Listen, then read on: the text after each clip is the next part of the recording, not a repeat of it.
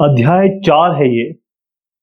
What books and burials tells us. किताबें और कब्रें हमें क्या बताती हैं। तो पूरे चैप्टर का निचोड़ देखने की कोशिश करेंगे हम। इसमें ट्रू फॉल्स है, फिर द बैंक्स है, ऑब्जेक्टिव है। इस चित्र को दिमाग में बिठाइए आप। ये सारा चित्रण जो है इसी कॉन्टेक्स्ट में है और जहां जहां जरूरत होगी हम यहां पर आएंगे। दो चीजें आप थोड़ा सा याद रखिएगा, एक तो इनाम गांव, इसके बहुत सारे सवाल हैं, और एक ब्रह्मगिरी, इसके बहुत सारे सवाल हैं। बाकी जो जरूरत होगी हम इस पे लौटेंगे। Which is one of the largest chalcolithic settlement in India. अब कैल्कोलिथिक का मतलब क्या होता है पहले ये समझिए। ये जो कैल्कोलिथिक सेटलमेंट्स हैं या कहीं कैल्कोलिथिक कल्चर है, जैसे न्यूलिथिक नवपाषाण युग जब खत्म हो रहा था, बहुत सारे ऐसे कल्चर, ऐसी संस्कृतियां डेवलप हुई जो मेटल यूज जिन्होंने करना शुरू किया। और मेटल में क्या यूज करना शुरू किया? एक तो कॉपर और एक लो ग्रेड, ध्यान रखिएगा, लो ग्रेड ब्रॉन्ज यूज करना शुरू किया। ये यूज करना शुरू किया। तो ये जो कल्चर था, ये जो संस्कृतियां थी, इन्होंने बेसिकली कॉपर और स्टोन, पत्थर, इनको जिन्होंने यूज किया, कॉपर और स्टोन, इसको हम कैल्कोलिथिक, ये कैल्को सीसी कर देता हूं इसको, कैल्को नाम याद रहेगा आपको। ये कैल्कोलिथिक, कैल्को मतलब जहां कॉपर से आया है सीसी, कैल्को हो गया। लिथिक तो आप जानते हैं पत्थर होता है, तो कॉपर और पत्थर को जोड़ दीजिए, कैल्को कॉपर के लिए, लिथिक मतलब ये स्टोन, कैल्कोलिथिक। तो ये स्टोन कॉपर फेज था और हिंदुस्तान में इसका समय अगर मैं बताऊं तो 2000 बीसी से तकरीबन 700 बीसी तक है। तो कौन सा सबसे बड़ा सेटलमेंट है? तो इसका नाम है, इसका उत्तर है इनाम गांव।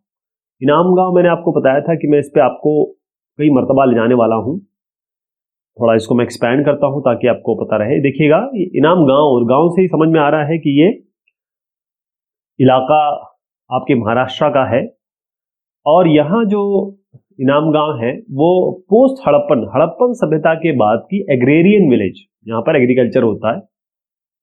बहुत पुरातत्व की साइट है, आर्कियोलॉजिकल साइट है और महाराष्ट्र में है, वेस्टर्न इंडिया। ये कहां पर है ध्यान रखिएगा। देखिए, ये जो भीमा नदी है, उसकी एक सहायक नदी है, एक ट्रिब्यूटरी है, इसको कहते हैं घोड़ नदी। ये भीमा हो गया, ये घोड़ हो गई। तो ये घोड़ नदी के पास इनाम गांव है। तो ये कैल्कोलिथिक सेटलमेंट है हिंदुस्तान का। डिफाइन ऋग्वेदा। ऋग्वेद 4 वेद है हमारे पास, ऋग्वेद, सामवेद, अथर्ववेद, यजुर्वेद। तो ऋग्वेद ये बहुत पुराना एक कलेक्शन है, एक संकलन है, किसका? सेक्रेड, पवित्र। इसमें क्या है? पवित्र प्रार्थनाएं हैं और ये लिखी गई है वैदिक संस्कृत में। आज जो हम आप स्कूल में पढ़ते हैं, पढ़ती पठनता पढ़ती, जो कि हम पढ़ते हैं वो वैसी नहीं है, एकदम हाई क्लास वैदिक संस्कृत हाइम्स है ये। और हाइम्स मतलब होता है प्रार्थनाएं जिनको बोला जाता है, जो पवित्र प्रार्थनाएं होती हैं, उन्हीं को हाइम्स कहा जाता है, सूक्ति कहा जाता है, सूक्त। नेम दी ओल्डेस्ट वेदा, नाम तो आपने देख ही लिया, ऋग्वेदा है। List a literary source which contains lot of information about Aryans. अब मैं आपको पहले बताऊं ये आर्यंस क्या होते हैं। आर्यंस वो हैं जिन्होंने इन रचनाओं को लिखा है, यानी जो भी प्रार्थनाएं हैं जो ऋग्वेद में देखते हैं या बाकी वेदों में आप देखते हैं, तो जिन्होंने इसको लिखा है, प्रार्थनाओं को लिखा है, रचयिता, वो अपने आप को आर्यंस कहने लगे। तो ऋग्वेद इसका उत्तर है। लिटरेरी सोर्स, वो जो स्रोत, जो लिखित स्रोत है जिससे हमें आर्यंस की जिंदगी उस समय के बारे में पता चलता है, उसका उत्तर है Rigveda. Name the varna which comprise mainly the common mass in the Vedic period. चलिए अब आपको लेके चलता हूं, इसके 2-4 क्वेश्चन है इसलिए आपको चित्र दिखा रहा हूं। तो आप देखिएगा, जो वर्ण व्यवस्था थी उस हिसाब से बहुत ही गड़बड़ वर्ण व्यवस्था थी, क्योंकि इसमें बेचारा जो शूद्र हैं, जो आज भी जो एससी कम्युनिटी हम जानते हैं, तो ये शूद्र वही हैं, और इनके साथ जो अन्याय हुआ है वो यानी कि हमारे देश के माथे पर एक कलंक है, और हम सभी इसके लिए शर्मसार हैं कि ऐसी व्यवस्था बना दी गई जिसके कारण बेचारे एक पूरी कम्युनिटी को आपने अलग कर दिया। जैसे अब आज के समय एक और कम्युनिटी है जिसको बिल्कुल अलग किया जा रहा है। उस जमाने में सब लोग एक ही धर्म के होते थे सभी, लेकिन इनके साथ बहुत भेदभाव होता था। तो आप समझिए, वर्ण व्यवस्था में 4 मेन वर्ण थे। ब्राह्मण, ये पुजारी और शिक्षा दीक्षा देने वाले थे। क्षत्रिय, ये अपने के संप्रभुता और एरिया की रक्षा करने वाले। वैश्य, वैश्य पे अभी मैं आता हूं क्योंकि यही हमारा कॉन्सेप्ट है, इसी पे बात करना है। शूद्र वो हो गए जो दास होते थे, या कहें जो गंदा साफ करते थे, या जो छोटे काम करते थे, और इनका इन सब के साथ कोई मेल नहीं होता था। इनको सबको अलग रखा जाता था। गंदा साफ करते थे, कोई जानवर मर जाता था वो साफ करते थे, ये मंदिर में नहीं आ सकते थे, ऐसे सब था। वैश्य जो थे वो ट्रेडर्स थे। ट्रेडर्स या बड़े बड़े जो एग्रीकल्चरिस्ट होते हैं, बड़े किसान, तो वैश्य वो लोग थे। तो अगर मैं 100 की बात करूं तो 100 में से 40 से 50 यही वैश्य लोग थे। तो सवाल जो है, अब हम सवाल पे लौटते हैं। सवाल में कहा गया है कि जो कॉमन मास है, जो लोग थे, उनमें सबसे ज्यादा इनमें से कौन लोग थे? तो इसका उत्तर है वैश्य। क्या आएगा? वैश्य। मतलब मान लीजिए 100 है, 100 लोग एक जगह रह रहे हैं, तो उसमें से 40 से 50 तो वैश्य ही होंगे। बाकी आपको डिस्ट्रीब्यूट कर लीजिए, ब्राह्मण में या क्षत्रिय में, और किस में करेंगे? तीसरा शूद्र। अच्छा, शूद्र के साथ अति शूद्र भी होते हैं, अछूत। अब ऐसा कुछ नहीं है, या ध्यान रखिए, कॉन्स्टिट्यूशन ने ये सब बिल्कुल डिबार कर दिया। अगर आपने ये सब कहना शुरू किया तो आप जेल वेल हो जाएगी आप। Name the varna which work as cultivators, craftsman, merchant, traders and comprise mainly the common masses. पहले तो हमने अभी उत्तर देख लिया। कॉमन मासेस मतलब बहुत सारे लोग जो थे पॉपुलेशन में, वो किस वर्ण को बिलोंग करते थे? जो कल्टीवेटर है, यानी एग्रीकल्चर है, एग्रीकल्चर करते हैं, कुछ चीज कल्टीवेट कर रहे हैं, पैदावार कर रहे हैं, या क्राफ्ट्समैन थे, बहुत अच्छे कारीगरी करते थे, या मर्चेंट या ट्रेडर थे, मतलब चीजों का आदान प्रदान, बेचना खरीदना करते थे। तो यही उत्तर होगा, वैश्य ही होगा। वैश्य, जैसे मैं आपको एग्जांपल देता हूं, जो ब्राह्मण्स है उसमें आप मान लीजिए पांडे जी, शुक्ला जी, ये सब इसमें आते हैं। ब्राह्मण। क्षत्रिय, क्षत्रिय में कौन आते हैं? ठाकुर, ठाकुर वगैरह जो इसमें आते हैं। क्षत्रिय। वैश्य, वैश्य में कौन से आते हैं? अग्रवाल, श्रीवास्तव, ये सब इसमें आ जाते हैं। और शूद्र में अभी इनका कोई ऐसा नाम तो नहीं बता सकता हूं मैं, मुझे इसकी जानकारी भी नहीं है, क्योंकि मैं कहूंगा तो वो इसमें भी बिलोंग कर सकता है, तो गड़बड़ हो जाएगी। The Brahmins looked after religious matters. बिल्कुल सही है साहब, बिल्कुल सही है। ब्राह्मण लोगों का पहले भी आज भी काम यही है कि जो धार्मिक चीजें हैं उनको समझना, उनको जानना, उनका अनुष्ठान करना। कोई मर गया है, कोई जी गया है, उस सब के लिए ब्राह्मणों की जरूरत पड़ती है। One of the dialogues in the Rigveda is between river Beas and Sutlej and. तो जो डायलॉग है, यानी जो बातचीत है ऋग्वेद में, वो बातचीत है 2 नदियां, ब्यास और सतलुज, और इनके साथ बातचीत कर रहे हैं महर्षि, ऋषि, मुनि, जो भी नाम हम ले लीजिए। विश्वामित्र, नाम क्या लिखेंगे? Vishwamitra, Vishwamitra. Name the 2 rivers which were worshipped as goddesses by the Rigvedic people. अभी भी नाम भी देख लिया हमने, पिछले सवाल में नाम था ब्यास और सतलुज। अच्छा, ब्यास और सतलुज जो है ये सप्त सैंधव में आती है। इसका मतलब 7 नदियां हैं, चाहे वो छोटी हो बड़ी हो, जो अल्टीमेटली सिंधु नदी में जाके मिलती है, उसकी सहायक है, उसमें ब्यास और सतलुज भी है। Name the place where the page from the manuscript of Rigveda was found. अब आपको जान के बड़ा हर्ष होगा, जिस क्षेत्र के बारे में आपको गलत बातें समझाई जाती हैं, जैसे कश्मीर हो गया, उसके बारे में बहुत दिमाग में भ्रांतियां फैली जाती है कि वहाँ के लोग पत्थर फेंकते हैं, ये है वो है, जबकि कश्मीर एक बहुत ही खूबसूरत जगह है। वहाँ के लोग इतने प्यारे हैं कि आपको मैं क्या बताऊँ। एक बार जो कश्मीर जाता है वो उसको समझ में आता है कि कश्मीर जैसी जगह शायद इस दुनिया में नहीं है। बहुत बढ़िया जगह है, बहुत अच्छे लोग हैं, बहुत ही बढ़िया लोग हैं, मैं आपको बता सकता हूँ पूरे कन्विक्शन के साथ।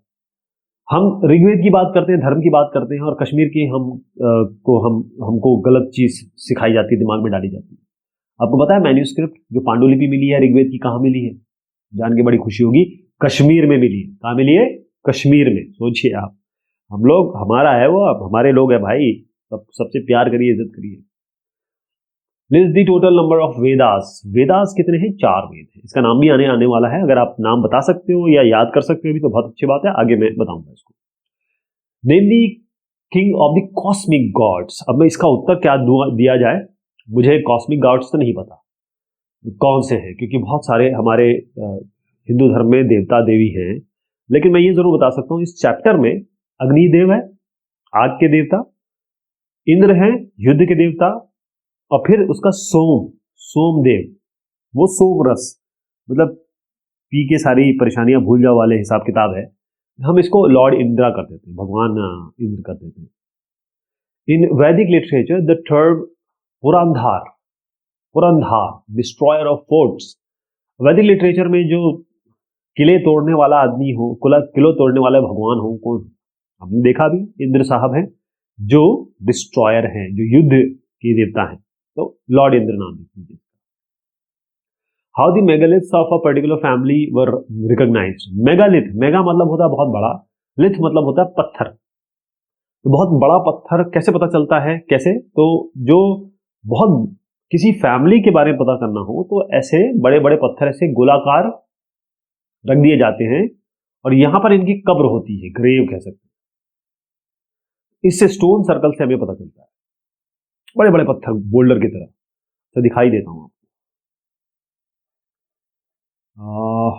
ऐसे, ठीक है। ये जो पत्थर देख रहे हैं आप, यहाँ पर एक पोर्ट होल होता है, आने जाने की व्यवस्था होती है। एक की मृत्यु हो जाती है, गाड़ देते हैं, फिर दूसरे की होती है तो यहीं से लाके गाड़ देते हैं, और ये बताता है कि ये हमारा एरिया है या फिर ये वो एरिया है जहां पर एक पर्टिकुलर आदमी को या फिर ग्रुप ऑफ फैमिली को यहाँ पर बरी किया गया है, दफनाया गया है। The black and red pottery is note worthy of. काला और लाल पॉटरी मतलब होता है लकड़ी का बर्तन, ये नोटवर्दी कहाँ के लिए है? ये है कैल्कोलिथिक एज। कैल्कोलिथिक एज मैंने बताया आपको, कॉपर स्टोन, कैल्कोलिथिक एज। इनाम गांव दिमाग में भर लीजिएगा, कैल्कोलिथिक याद रहेगा। Name the animal that held an important place in the life of the Aryans. ध्यान रखिएगा, आज जो सारा हंगामा है वो गाय के आसपास है। एक कम्युनिटी के, पर्टिकुलर कम्युनिटी के लोगों को मार दिया जाता है, ये शक पे कि भाई उनके पास गाय तो नहीं है, गाय तो नहीं ले जा रहे, ऐसा ऐसा करके। उसका कारण समझिएगा, उसका कारण ये है कि एक धर्म के लिए गाय भगवान की तरह पूजते हैं उनको। तो आर्यंस जब से चला आ रहा है ये वर्ण व्यवस्था, या फिर कहें कि जो आर्यंस हैं, ये सब, ये जितने भी सनातन धर्मी हैं, हम लोग मानते हैं कि गाय हमारे लिए परम पूजनीय है, ठीक है। कितनी शांत है, आपने देखा, एक रोटी दे देंगे आराम से खड़ी रहती है, कोई टेंशन नहीं, कोई भौंकना नहीं, कोई काटना नहीं, कुछ नहीं। गाय दूध देती है, सब कुछ देती है। According to Charak Samhita, Charak Samhita, the number of bones in the human city are 360। बिल्कुल सही कहा गया है। चरक साहब थे, राजवैद्य थे, यानी ये जैसे हमारे चीफ मेडिकल ऑफिसर नहीं हो गए, उस तरीके से थे उस जमाने में। वो बहुत बड़े डॉक्टर, वैद्य हुआ करते थे, वैद्य कहते थे। तो इन्होंने अपनी एक किताब लिख डाली, चरक संहिता, और ये थी मेडिसिन के ऊपर। उन्होंने कहा 360 हड्डियां होती हैं, लेकिन अभी जो मेडिकल साइंस आज का है वो 206 बोलता है। अब देखिएगा, ये जो दांत है, कान और नाक, इसमें हड्डियां तो नहीं होती, कार्टिलेज, उसको भी हड्डियां गिन लिया होगा, इसलिए 360 हो गई होगी। लेकिन उत्तर इसका सही है, उन्होंने यही कहा था 360 हड्डियां होती है। How many rooms were there in the largest house on the site of इनाम गांव? कितने, एक इनाम गांव में, एक आपको दिखाता हूं पहले, इनाम गांव का चित्र है अपने पास। हाँ, छोटा किया जाए इसको क्या?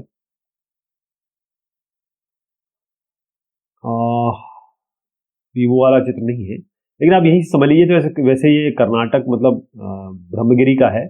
इसी तरीके से एक चित्रण है, वहां पर एक गांव में एक घर मिला, घर में 5 कमरे थे, और उस 5 कमरे में मिट्टी के एक ताबूत में एक आदमी को गाड़ा गया था, दफनाया गया था। तो यहाँ पर 5 रूम आप कहेंगे, और उस घर में एक गोदाम भी मिला, और मतलब माना गया कि बहुत बड़े आदमी का घर होगा। 5 रूम लिखेंगे आप। हु वर स्लेव्स, दास कौन थे, आपके घर में जो काम करता है, अब वो आपका स्लेव नहीं है, वो आपका नौकर है। नौकर मतलब ये आप उसको पैसा देते हो और आप वो आपके लिए काम करता है, लेकिन आप उसके साथ गलत काम नहीं कर सकते। समझ रहे हैं मैं क्या कह रहा हूं? लेकिन उस जमाने में दास हुआ करते थे, स्लेव्स। आप मारे पीटे, कोई गलत काम करे, जो भी करना है कर दिए उनके, भी खरीद लेते थे आप। तो स्लेव्स का मतलब होता है जो आदमी और औरत जिनको लड़ाई में पकड़ा जाता है, मतलब लड़ाई करते थे और लोगों को पकड़ ले आते थे, फिर अपने हिसाब से काम कराते थे उनसे जो काम करना है। Name the places where megalithic culture was prevalent, ऐसी जगह जहां पर मेगालिथिक कल्चर, मेगा जैसे मैंने आपको बताया ना, ये है बड़ा, बहुत बड़ा, ठीक। लिथिक मतलब होता है पत्थर। तो ये कल्चर कहां पर था? साउथ इंडिया और कश्मीर में, बता दूं आपको।